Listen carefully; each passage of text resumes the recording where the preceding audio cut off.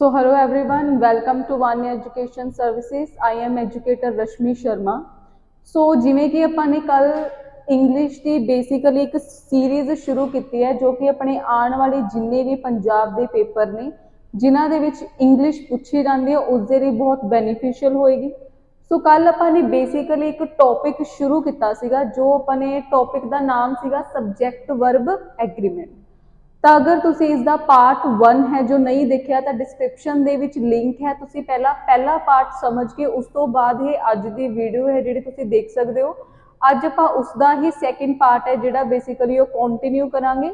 ਕੱਲ ਆਪਾਂ ਨੇ ਪੜਿਆ ਸੀਗਾ ਕਿ ਸਬਜੈਕਟ ਔਰ ਵਰਬ ਦਾ ਬੇਸਿਕਲੀ ਐਗਰੀਮੈਂਟ ਕਿਸ ਤਰੀਕੇ ਨਾਲ ਬਣਦਾ ਹੈ ਕਿ ਅਗਰ ਆਪਣਾ ਸਬਜੈਕਟ ਸਿੰਗੂਲਰ ਹੈ ਤਾਂ ਉਹਦੇ ਲਈ ਬੇਸਿਕਲੀ ਆਪਾਂ ਕਿਹੜੀ ਵਰਬ ਯੂਜ਼ ਕਰਾਂਗੇ, ਸਿੰਗੂਲਰ ਵਰਬ। अगर अपना सब्जैक्ट प्लूरल है तो उहदे लई आपां किहड़ी वर्ब यूज करांगे, प्लूरल। सो कल आपां पहले 1 तो लैके 7 तक रूल ने जिहड़े वो डिस्कस कर लए सीगे। सो अज आपां रूल नंबर 8 है जिहड़ा उस दे बारे डिस्कस करांगे। सो अपना बेसिकली रूल नंबर 8 की कहंदा है, if the sentence start with the structure the number of it is always followed bye singular verb. कि जदों भी अपना कोई सेंटेंस है, अगर अपना सेंटेंस किस स्ट्रक्चर तो शुरू होंदा है, द नंबर ऑफ। अगर अपना कोई sentence the number of structure तो शुरू होगा तो उस तो बाद बेसिकली जिहड़ा आपां वर्ब यूज करांगे वो वर्ब अपने कोल किहड़ी होनी चाहिए है, सिंगुलर। जिवें आपां ने कल पढ़िया सीगा कि इंग्लिश ग्रामर दे विच अपने कोल सिंगुलर वर्ब किहड़ी है। एक तो अपने कोल है was, second one is has, third one is. ये तो अपने कोल है हैल्पिंग वर्ब जो कि सिंगुलर फॉर्म दे विच ने। और अगर आप मेन वर्ब की गल करते हैं, मेन वर्ब का मतलब की है, वर्ब की फर्स्ट फॉर्म के नाल एस और E S. So basically English grammar दे विच अपने कोल 4 सिंगुलर वर्ब ने, वॉज, हैज, इज ते वर्ब की फर्स्ट फॉर्म के नाल एस और ई एस। हुण जिवें अपना फर्स्ट सेंटेंस दिता है, the number of books is very small. अपना सेंटेंस किस स्ट्रक्चर तो शुरू होया है, the number of. The number of तो बाद जिहड़ा आपां नाउन यूज करांगे, जिवें आपां ने कल पढ़िया सीगा, नाउन बेसिकली जो नाम है, नाउन किहड़ा अपने कोल होना चाहिए, कॉमन नाउन जो कि कॉमन होए, आम नाम जिन्हों आपां पंजाबी दे विच बोलदे हां। तां अपना नाउन किस तरीके दा होना चाहिए, प्लूरल। जिवें इत्थे लिखिया बुक्स, हुण बुक की है, सिंगुलर है, बुक्स की है, प्लूरल। ते बुक बेसिकली किस तरीके का नाउन है, that is a common noun. So the number of structure तो बाद जिहड़ा आपां नाउन यूज करांगे और नाउन अपने कोल की होना चाहिए, प्लूरल होना चाहिए। बट उस तो बाद जिहड़ी आपां ने हैल्पिंग वर्ब यूज करनी है वो किहड़ी होनी चाहिए है, singular. The number of books is very small. So अपना जो बुक्स है ये प्लूरल नाउन है, वर्ब की है सिंगुलर। सेम अपना अगला सेंटेंस है, द नंबर ऑफ। सेंटेंस किस स्ट्रक्चर तो शुरू हो रहा है, द नंबर ऑफ। और इस तो बाद जिहड़ा आपां नाउन यूज करना है, जिवें इत्थे लिखिया बॉयज, बॉयज बेसिकली अपने कोल किहड़ा नाउन है, that is a plural noun जिन्हों आपां पंजाबी दे विच बोलदे हां बहुवचन। उस तो बाद जिहड़ी आपां ने हैल्पिंग वर्ब यूज कीते ते इज आऊगा, the number of boys is 10 in this team. ठीक है, थोड़ा जिहा सेंटेंस नूं तुसीं सही कर लिओ, इज 10 इन दिस टीम। तो इत्थे भी बेसिकली जिहड़ी आपां ने हैल्पिंग वर्ब यूज कीते है ओह की है, सिंगुलर।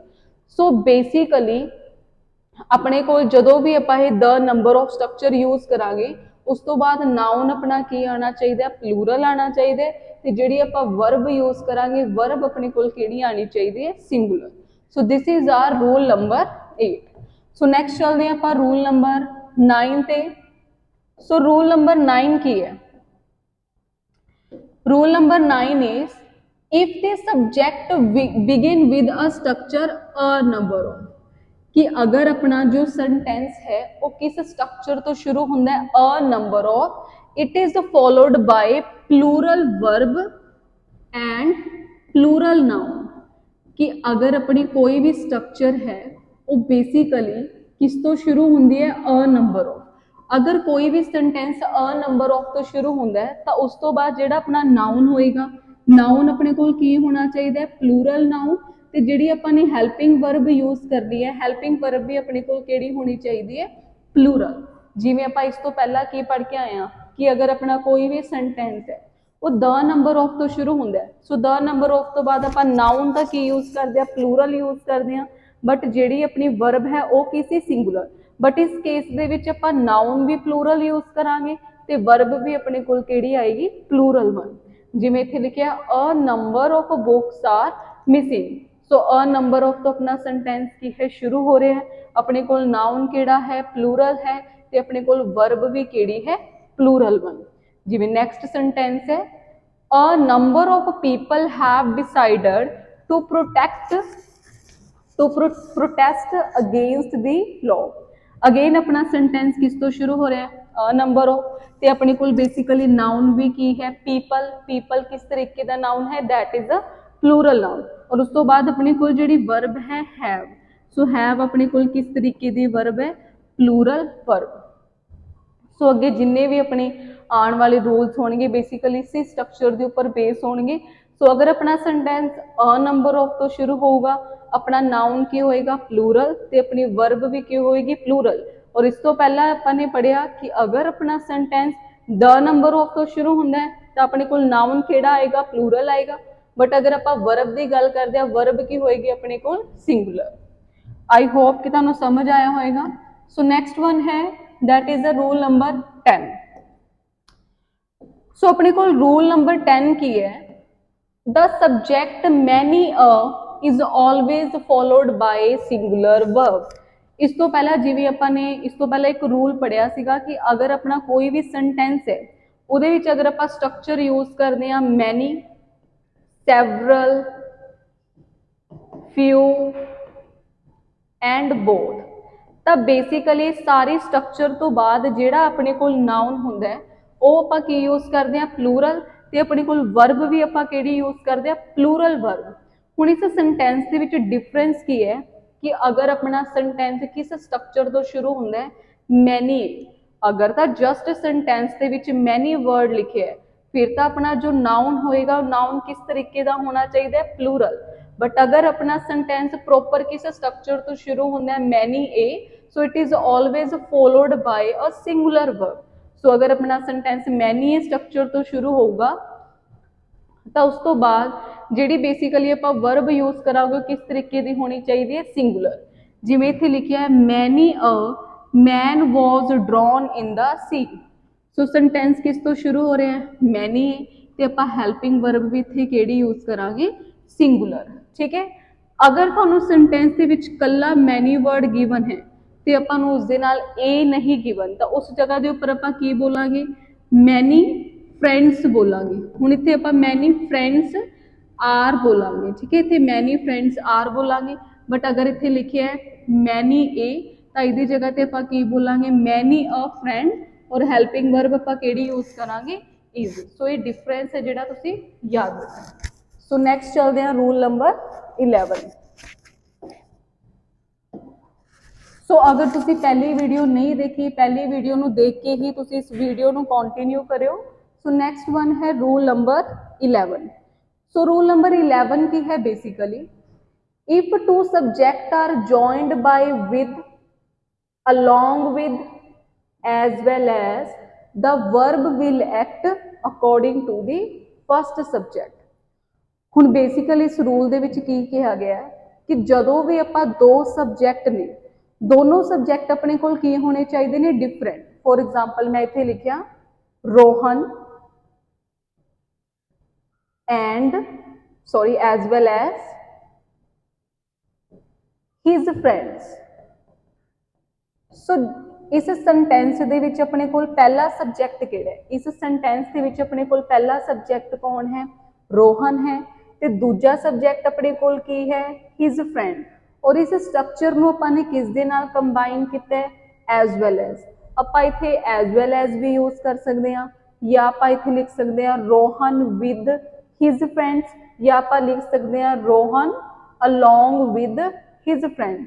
सो जदों भी आपां दो डिफरेंट सब्जैक्ट नूं as well as, with, along with, इस स्ट्रक्चर दे नाल आपस दे विच जॉइन करदे हां ਤਾਂ ਜਿਹੜੀ ਆਪਾਂ ਹੈਲਪਿੰਗ ਵਰਬ ਯੂਜ਼ ਕਰਾਂਗੇ ਉਹ ਬੇਸਿਕਲੀ ਕਿਸ ਸਬਜੈਕਟ ਦੇ ਅਕੋਰਡਿੰਗ ਐਕਟ ਕਰੂਗੀ, ਫਸਟ ਸਬਜੈਕਟ ਦੇ ਅਕੋਰਡਿੰਗ। अगर अपना फर्स्ट सब्जेक्ट सिंगुलर है तो आप हेल्पिंग वर्ब की यूज करांगे सिंगुलर। अगर अपना फर्स्ट सब्जेक्ट प्लूरल है तो आप हेल्पिंग वर्ब केड़ी यूज करांगे, प्लूरल वन। जिवें अपना फर्स्ट सेंटेंस गिवन है, the principal together with his student, ठीक है। हुण देखो फर्स्ट सब्जेक्ट अपना कौन है, प्रिंसीपल। सैकेंड सब्जेक्ट अपना कौन है, स्टूडेंट है। तो बेसिकली प्रिंसीपल ते स्टूडेंट नूं आपां ने किस स्ट्रक्चर दे नाल कंबाइन कीता है, विद। तो अपनी जो हेल्पिंग वर्ब है किस दे अकॉर्डिंग एक्ट करूगी, प्रिंसीपल दे। हुण जो अपना वर्ड है प्रिंसीपल, यह की है, सिंगुलर है, सो इसलिए आपां किहड़ी हेल्पिंग वर्ब यूज करांगे, सिंगुलर।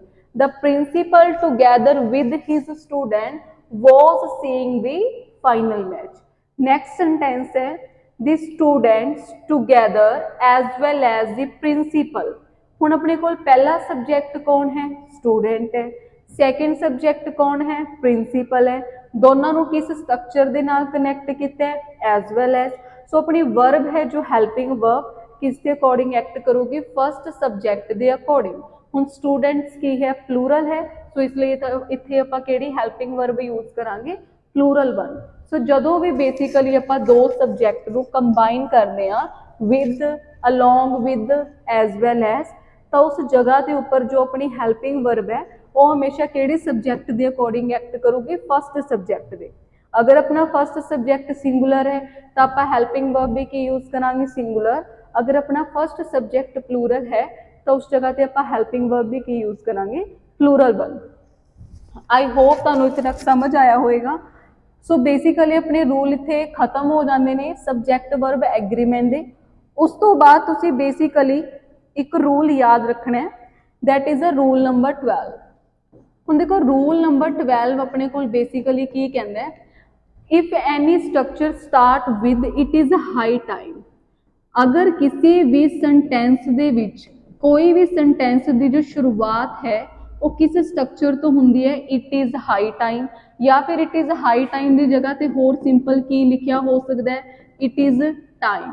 तो उस तो बाद जिहड़ी भी आपां वर्ब की फॉर्म यूज करांगे वो वर्ब की फॉर्म हमेशा अपने कोल किहड़ी होनी चाहिए है, second form.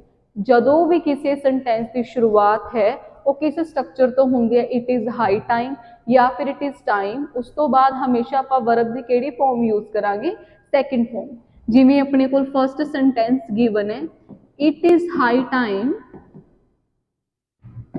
It is high time he played football। it is high time he played football। हुण देखो इस सेंटेंस के विच बेसिकली अपने कोल की गिवन है, it is high time. Structure किस तो शुरू हो रही है, इट इज़ हाई टाइम। और इस तो बाद हमेशा आपां वर्ब की फॉर्म किहड़ी यूज करांगे, सैकेंड फॉर्म। तो पेपर दे विच इत्थे प्ले लिखिया हो सकता है, प्लेइंग लिखिया हो सकता है, प्लेज लिखिया हो सकता है, बट अपनी जो राइट स्ट्रक्चर है उत्थे की आऊगी, वर्ब दी second form which is a played. So basically इस दे नाल जिहड़ा तुहाडा फर्स्ट टॉपिक है सब्जैक्ट वर्ब एग्रीमेंट वो कंप्लीट हो चुके हैं। अगर तुसी इस तो पहला पार्ट 1 नहीं देखिया तो डिस्क्रिप्शन दे विच लिंक है, तुसी उत्थों देख सकते हो। उस तो बाद आपां नैक्सट वीडियो दे विच सब्जैक्ट वर्ब एग्रीमेंट की प्रॉपर एक एक्सरसाइज है, जो कुछ क्वेश्चंस ने प्रीवियस ईयर वो आपां सॉल्व करांगे। सो अगर तुहाडी कोई भी इंक्वायरी है तुसी इस नंबर के उपर कॉन्टैक्ट कर सकते हो। So till then thank you so much.